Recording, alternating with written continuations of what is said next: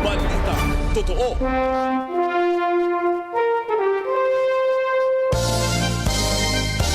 DZAR 1026 kHz Sunshine Radio.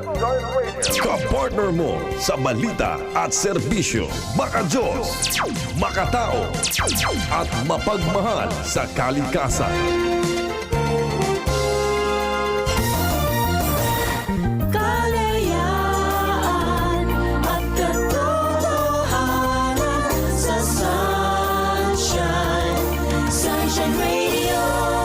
Mamandang oras sa buong Pilipinas, 1 minuto makalipas ang alas 11 ng gabi. Sunshine News Blast. Sunshine News Blast. Nag-aalab ng mga balita. Sunshine News Blast. Nagliliyab, sumasambulat, dumadagundong sa buong Pilipinas. Sunshine News Blast. Mula sa ACQ Tower, EDSA Makati, ang sentrong pambalitaan ng Sunshine Media Network International. Narito ang inyong News Blaster. Headlines. Headlines News Blast. Sa ulan ng ating mga nagbabagang balita, ang makabagong volcano monitoring tools ng PHIVOLCS magpapalakas ng disaster preparedness ng bansa. DOTr at PCG naka-heightened alert para sa darating na undas. Milyon-milyong byahero naman inaasahan sa PITX. DOE tiniyak ang sapat na supply ng kuryente ngayong undas. Anti-POGO Act of 2025 nilagdaan na ni Pangulong BBM. Iba pang opisyal ng DPWH gustong maging state witness sa flood control scandal ayon sa DOJ. Mga nangyayari sa Pilipinas, may kumpas umano ng Amerika ayon sa isang geopolitical analyst. Balita sa ibayong dagat, matinding baha sa Vietnam, kumitil ng 9 katao, 5 pa ay nawawala. Manny Pacquiao, posibleng muling makaharap si Mayweather sa boxing ring. At sa ating balitang showbiz, ang Pulang Araw wagi sa 27th Gawad Pasado. Headlines News Blast. Sumasambulat sa buong Pilipinas. Sunshine News Blast. Magandang gabi mga kapartner. Narito na mga balitang dapat niyong malaman ngayong gabi ng Miyerkules sa October 29, 2025. Ako po inyong magiging tagapagbalita. Ako si Verhil Parba. Sunshine News Blast. Sa unang pasada ng ating mga detalye, ilang araw matapos ang pagputok ng Bulkang Kanlaon na naglungsad ang PHIVOLCS ng dalawang makabagong digital tools para sa mas mapadali ang pagmonitor sa mga aktibong bulkan sa bansa.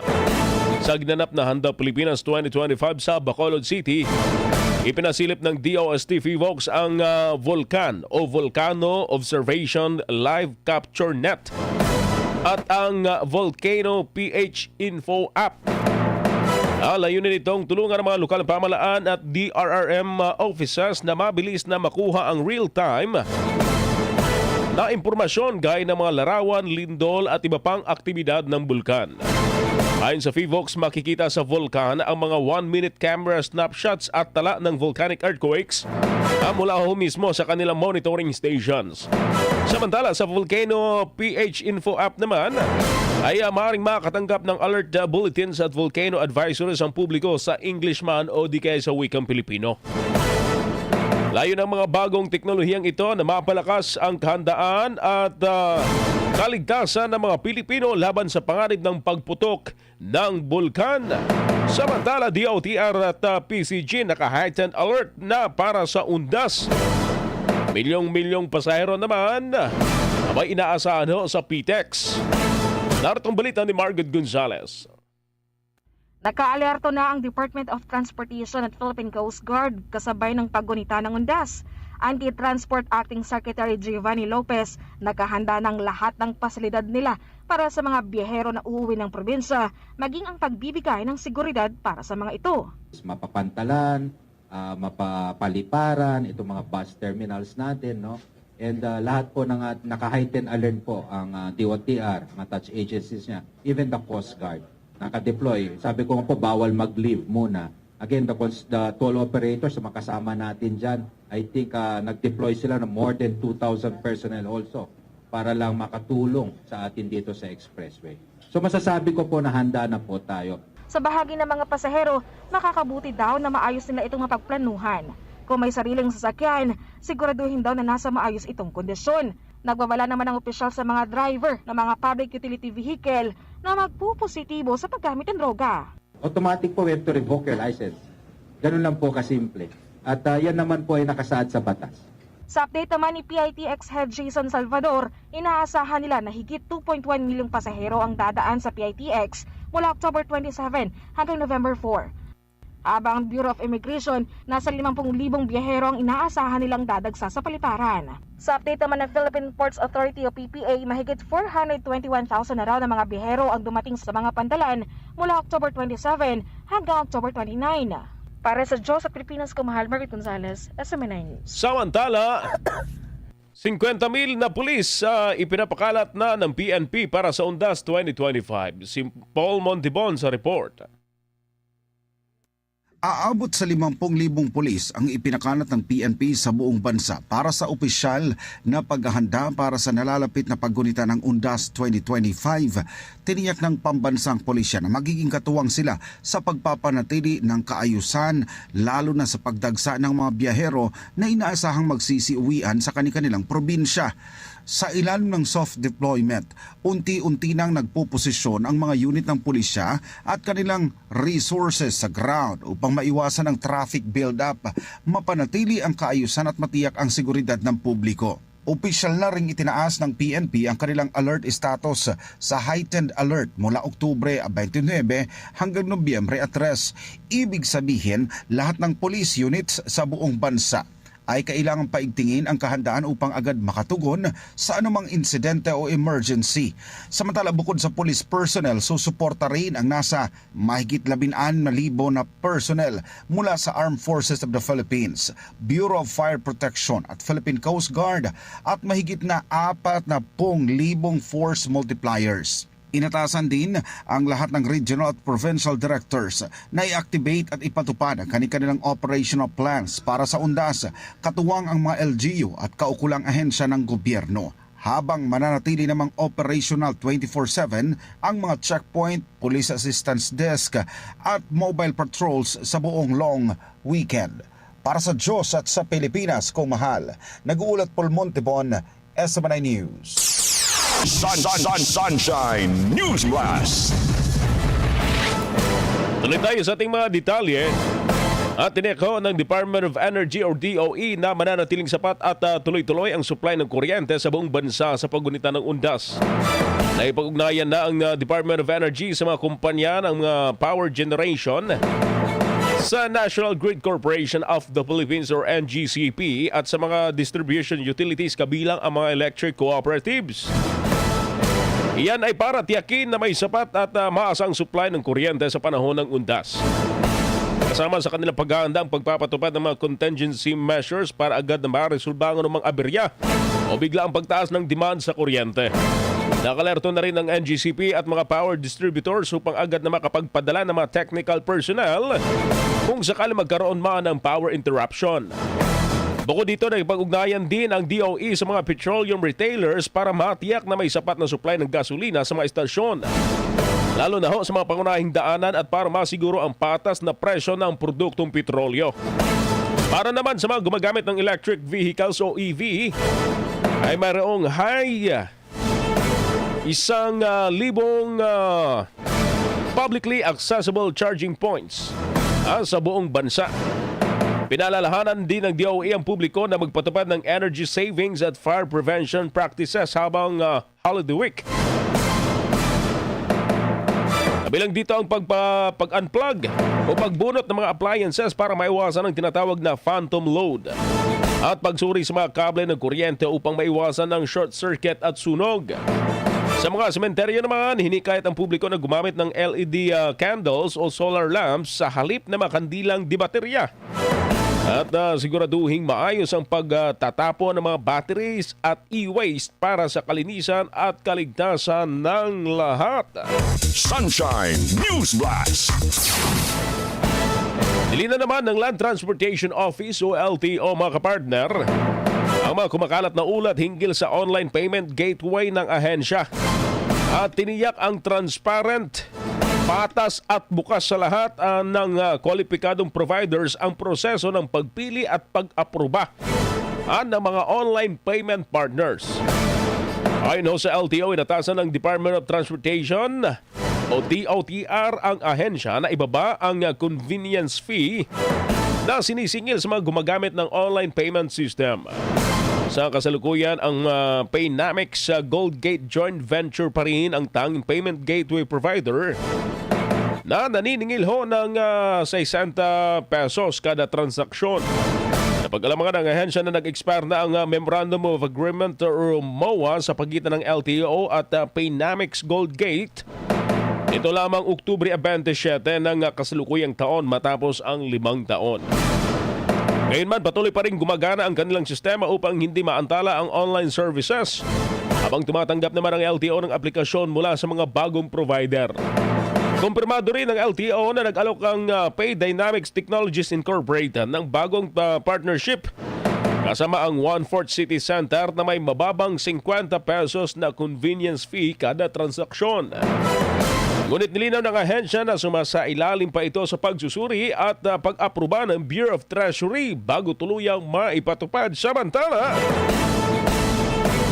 pinagpapaliwanag ngayon ng Land Transportation Franchising and Regulatory Board o LTFRB ang Binangonan Transport Cooperative at ilang driver ng UV Express na nasangkot ho sa umano sa sobrang paniningil ng pamasahe sa rutang Binangonan to Mega Mall. Ayon sa LTFRB, natuklasan sa isinagawang surveillance ng DOTr Special Action and Intelligence Committee o DOTr SAIC for transportation na 60 pesos pa rin ang singil sa mga pasahero kahit malapit lang naman ang biyahe. Abuso. Mismong mga driver, fare collector at ilang pasahero ang nagkumpirma na fixed fare na ang 60 pesos habang 35 pesos naman ang sinisingil sa mga bumababa sa bahagi ng Chowking, Shangri-La at Tikling. Maliwanag na isang driver, napilitan daw silang maningil ng ganitong halaga dahil umano sa bayad sa mga operator upang makapwesto at makapagsakay sa Mega Mall Terminal. Binigyang din ni Lopez na dapat agad aksyonan ang ganitong uri ng pang-aabuso upang maprotektahan ang mga commuter. Pinapaharap sa tanggapan ng LTFRB ang mga operator at driver sa darating ho ng Nobyembre 5 pagkatapos ng Undas upang magpaliwanag kung bakit hindi dapat suspindihin o kanselahin ang kanilang Certificate of Public Convenience. Samantala, Anti-POGO Act of 2025 nilagdaan na ni Pangulong BBM. Si Creslin Gatarong sa report. Pinirmahan na ni Pangulong Ferdinand Marcos Jr. ang Republic Act 12312 noong Oktubre 23 ngayong taon na nag-aalis sa bisa ng Republic Act No. 11590 na dating kilala bilang an Act Taxing Philippine Offshore Gaming Operations. Ang RA 11590 ay dating nagpapataw ng buwis sa mga offshore gaming licenses at sa kanilang mga service provider na nagpapatakbo sa Pilipinas. Samantala sa bagong batas na Anti-POGO Act of 2025 o RA 12312, itinatakda ang formal na pagbabawal sa mga Philippine Offshore Gaming Operators o POGOs. Ang batas ay ipinasa ng Senado bilang Senate Bill No. 2868 noong Hunyo 9 ngayong taon at pinagtibay ng Kamara bilang amyenda sa House Bill No. 10987 noong Hunyo 11 ng taong kasalukuyan. Noong Nobyembre 2024, dahil sa mga panganib na dulot ng operasyon ng mga POGO sa bansa, naglabas si Pangulong Marcos ng Executive Order No. 74 na nagpataw ng agarang pagbabawal sa offshore at internet gaming. Sa paglalabas ng EO74, sinabi ni Marcos na tungkulin ng Estado na pangalagaan ng pambansang seguridad, panatilihin ang kaayusan, pairali ng batas, protektahan ang kaligtasan ng mga mamamayan, at tiyakin ang integridad ng lipunan. Sa ilalim ng batas, ang first-time violators ay papatawan ng pagkakakulong ng 6 hanggang 8 taon at multang mula 300,000 piso hanggang 15 milyong piso. Para sa ikalawang paglabag, ang parusa ay 8 taon at 1 araw hanggang 10 taong pagkakakulong na may kasamang multang 15 milyon hanggang 30 milyong piso. Para sa ikatlong paglabag, ang parusa ay 10 taon at 1 araw hanggang 12 taong pagkakakulong at multang 30 milyon hanggang 50 milyong piso. Kung ang lumabag ay isang opisyal o empleyado ng gobyerno, ipapataw ang pinakamataas na parusa sa ilalim ng nararapat na kategorya. Kung dayuhan naman ang nagkasala, sila ay agad na ipadideport matapos mapagsilbihan ang kanilang sentensya at habang buhay na ipagbabawal na muling makapasok sa Pilipinas. Matatandaang sa kanyang State of the Nation address noong Hulyo 22, 2024, ipinahayag ng Pangulo ang pagbabawal sa mga POGO dahil sa mga krimeng nauugnay dito tulad ng human trafficking at torture sa mga POGO hub. Para sa Diyos at sa Pilipinas kong mahal, ito si Cresceline Catarong, SMNI News. Sunshine News Blast. 16 na minuto makalipas ang alas 11 ng gabi. Ang tiniyak ni Senador Win Gatchalian na isinusulong niya ang mas detalyadong forma ng national budget para sa tuluyang matigil na katiwalian sa paggamit ng pondo ng bayan. Sa pagpapatuloy ng pagdinig sa proposed budget ng Department of Public Works and Highways o DPWH, binigyang din ni Gatchalian na siya ring chair ng Senate Committee on Finance o DOF ang pangangailangan ng granular o highly detailed line items sa 2026 national budget. Ayon sa Senador, ang mga proyektong gaya ng farm-to-market roads ay dapat may malinaw na detalye tulad ng station number, coordinates at haba ng proyekto upang maiwasan ang mga pagkakataong mapaglaruan ang pondo ng bayan. Git ni Gatchalian, dapat aprobado na ang budget. Dapat tama na agad itong naipatupad at wala ng puwang para sa discretion o interpretation na nagbubukas ng oportunidad ng katiwalian. Dagdag pa niya, ang paglalagay ng kompletong detalye sa bawat proyekto ay magbibigay ng transparency at accountability sa paggamit ng pondo ng gobyerno. Samantala, Pilipinas naman, opisyal nang tinanggap ang chairmanship ng ASEAN, si Kai Villan sa detalye ng balita. Hand over the chairmanship to the Republic of the Philippines. Opisyal nang ipinasa kay Pangulong Ferdinand Marcos Jr. ang gavel na simbolo ng chairmanship ng Association of Southeast Asian Nations o ASEAN. Sa kanyang pahayag, sinabi ng Pangulo na malaking responsibilidad ngunit malaking oportunidad din para sa Pilipinas ang mamuno sa ASEAN. Ayon sa kanya, layunin ng bansa na maisulong ang mga isyong mahalaga sa rehiyon gaya ng kapayapaan, seguridad at kalakalan.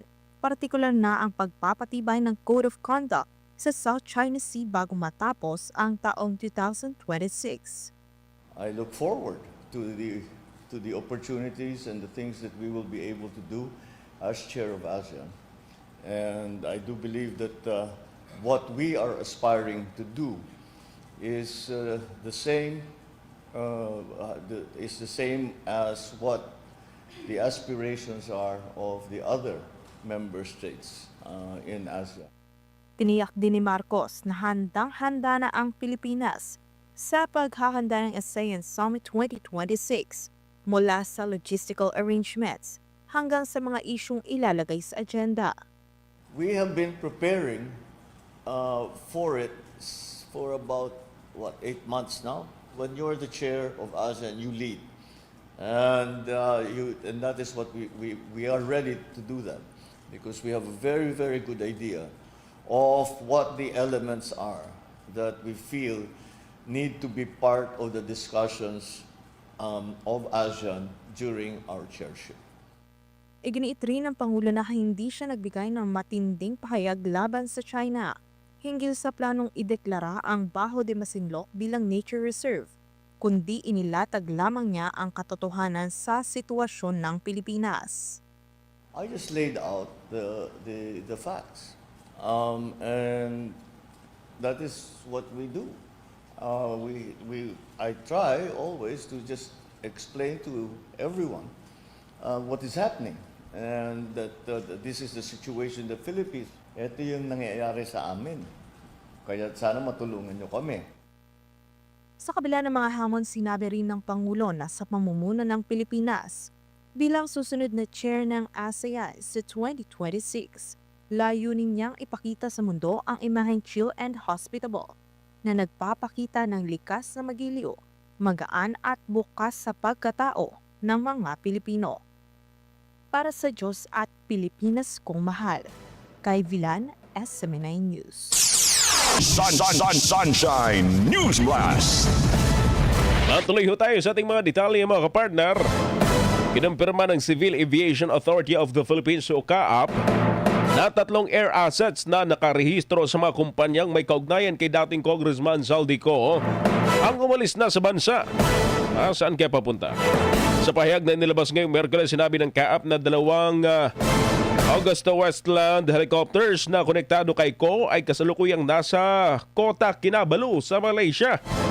Ang una ay lumipad palabas ng bansa noong Agosto 20, habang ang ikalawa naman ay umalis noong Setyembre 11. Matagal na pala. Samantala, ang isang Gulfstream aircraft naman na nakaugnay din ng parehong maintindidad ay nasa Singapore na mula pa noong Agosto 16. Nilinaw ng CAAP na patuloy itong binabantayan ang lahat ng rehistradong air assets na may kaugnayan kay CO alinsunod sa umiiral na batas at regulasyon sa aviation. Bigyan din ang ahensya ng kanilang paninindigan sa transparency at accountability sa pagsubaybay at regulasyon ng mga eroplanong may Philippine registration. Iba pang opisyal ng DPWH gusto ring maging state witness sa flood control scandal. Ayon ho yan sa DOJ. Papayagan kaya? Si Margaret Gonzalez sa report. Posibleng madadagdagan pa ang testigo kaugnay ng flood control scandal. Ang kay DOJ Prosecutor General Anthony Fadolion, mga kasalukuyang DPWH official daw ang nakikipag-ugnayan ngayon sa DOJ para maging state witness sa kontrobersiya. Pero kung sino-sino ang mga ito, ayaw pang pangalanan ni Fadolion. These are still government officials. DPWH. Yeah, I would say, it's safe to say, they are from the DPWH. Nilinaw naman ng DOJ na wala pa sa mag-asawang Diskaya o kay Henry Alcantara, Bryce Hernandez, JP Mendoza at Sally Santos ang nagpahayag ng pagbawi nila ng aplikasyon para maging state witness. Samantala, sa hostile witness remarks naman ng ombudsman sa mga Diskaya, ang DOJ sinabing hindi pa sila umabot sa ganong assessment sa mag-asawa. We'd like to clarify that the powers and competence of the ombudsman is independent of that of the DOJ.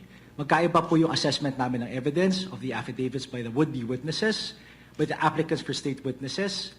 When the ombudsman say that the witness has been rendered hostile, we have to make a distinction between a hostile witness legally, as defined under the rules of court, and maybe a hostile witness loosely used in saying na hindi na po cooperative yung witness na to sa sinasagawa nilang investigation or evaluation.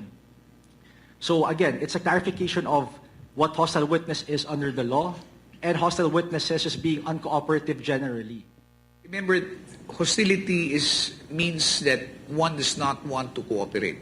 No? We do not know what arrangement has been made by the Discayas with the Office of the Ombudsman, no? Or if they have been called or summoned to appear in any investigation there.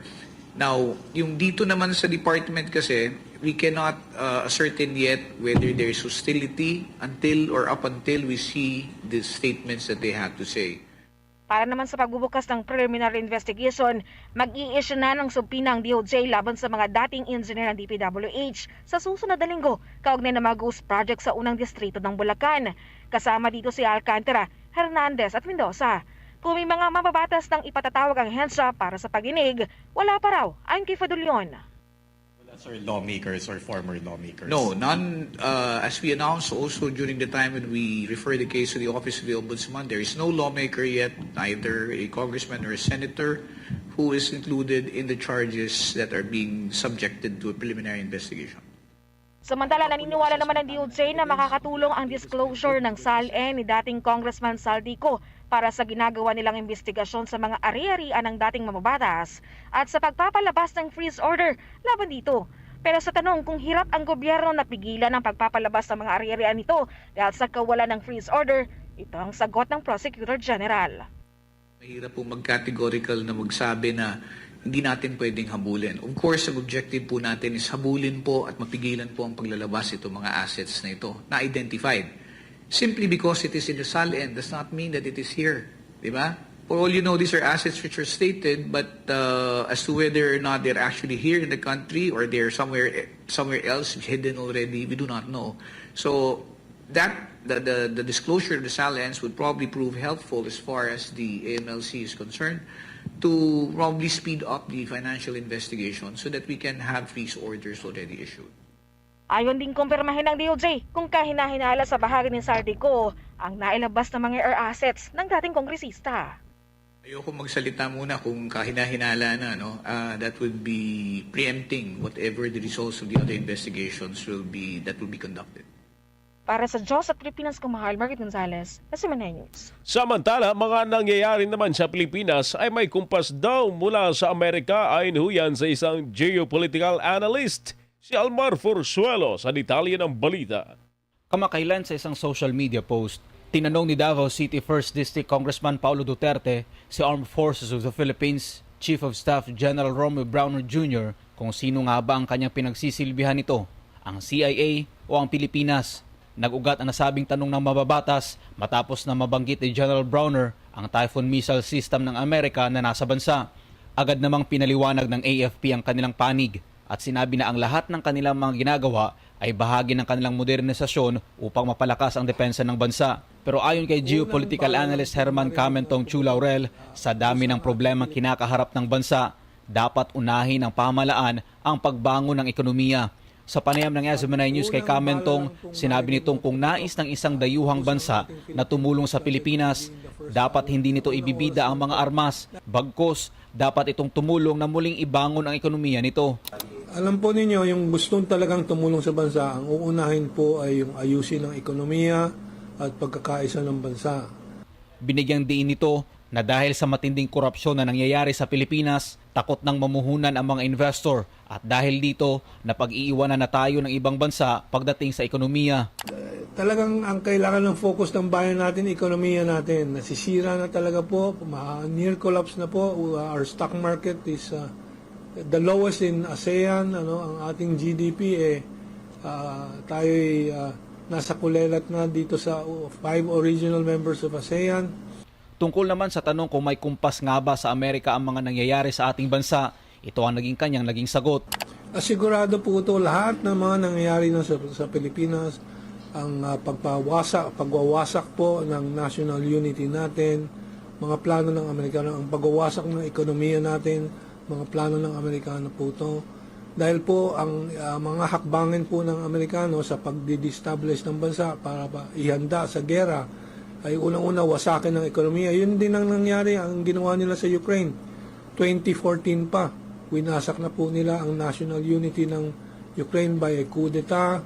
Samantala, nang tanungin din siya kung kaya ba ng Pilipinas sakaling gumanti ang China, ang kanyang tugon, pag makita na po nila na-activate ang mga Typhoon missile, delikado ng Pilipinas.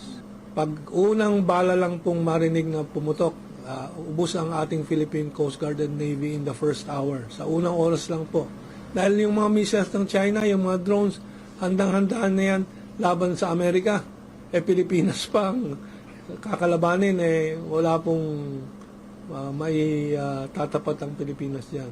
Para sa Diyos sa Pilipinas kung mahal, Almar Forzuelo, SMNI News. Sunshine News Blast. Arestado naman ang isang Ugandan national matapos mahulihan ng hinihinalang shabu na nagkakalaga ng mahigit 42 milyong piso. Diyan ho sa Ninoy Aquino International Airport Terminal 3 ngayong araw ng Miyerkules. Kinilala ng Philippine Drug Enforcement Agency o PDEA ang dayuhan bilang si Adnan na 45 taong gulang na negosyante na dumating sa bansa mula Antananarivo, Madagascar nitong Martes ng gabi. Sa inspeksyon ho ng kanyang bagahe natagpuan ng 5 supot ng hinihinalang shabu na itinago sa mga damit at laruan. Nasamsam din ang mga kanyang pasaporte, mga bank card at ilang dolyar. Isa sa ilalim sa pagsusuri ng PDEA Laboratory Service ang nasabing mga droga. Sa ngayon, sasampahan ang foreign national ng kasong paglabag sa Dangerous Drug Act of 2002 na may kinalaman sa importasyon ng ipinagbabawal na gamot. Sumasambulat sa buong Pilipinas. Sunshine News Blast. International News Blast. Nasawi ang 9 katao at 5 pang nawawala dahil sa matinding baha na dulot ng malakas na pag-ulan na nangyari ho sa Central Vietnam. Ayon sa Disaster Agency ng Vietnam, mahigit 100,000 kabahayan ang nasalanta ng baha, kabilang na ho ang ilang tourist spot gaya ng Hue at Hoi An. Patuloy naman ang pagtaas ng level ng tubig sa ilang mababang lugar ng Vietnam. Samantala, may mga pag-uho na rin ng lupa ang namataan sa ilang lugar na naging sanhi ng pagkatumba ng poste ng kuryente. Sports News Blast. Sa ating balitang papalakasan, abay posibleng muling makaharap ni Manny Pacquiao sa boxing ring ang dati nitong katunggalin ni si Floyd Money Pretty Boy Mayweather Jr. Ayon dito, may posibilidad na magkaroon ng rematch kay Mayweather kung sakaling maging maayos ang kanilang usapan. Matatandaan na sa huling nagkaharap sila ni Pacquiao at Weather noong May 2015. Samantala, bukod pa dito, ay posible ding magharap si Pacquiao si Vasily Lomachenko. Showbiz News Blast. Wagi naman ang drama series na Pulang Araw sa 27th Gawad Pampelikulang Samahan ng mga Dalubguro o Pasado. Ang pinangaralan na din ng aktres na si Barbie Forteza dahil sa ipinakita nitong galing sa pagganap sa serye. Ang Pulang Araw ay pinagbibidahan nila Alden Richards, yung kapitbahay namin, si Sanya Lopez, Barbie Forteza, David Licuaco at Dennis Trillo. Matatanda na ipinalabas sa Netflix ang Pulang Araw noong taong 2024. Sumasambulat sa buong Pilipinas. Sunshine News Blast. Ang salita ng Ama sa pamamagitan ng hinirang na anak ng Diyos, Pastor Apollo C. Kibuloy. When you are in the midst of trouble and you are calm and you are not afraid, that is when you know you have peace. Kapag ikaw ay nasa gitna ng kaguluhan at ikaw ay kalmado at hindi ka natatakot, doon mo malalaman na ikaw ay may kapayapaan. Sumasambulat sa buong Pilipinas. Sunshine News Blast. Ilang araw na lang bago magpasko. Ayan. Malapit na talaga magpasko, mga kapartner. 57 dias bago magpasko. Kaya maghanda-handa na para sa inyong mga Noche Buena at pangregalo sa inyong mga inaanak at mga kamag-anak at mga mahal sa buhay.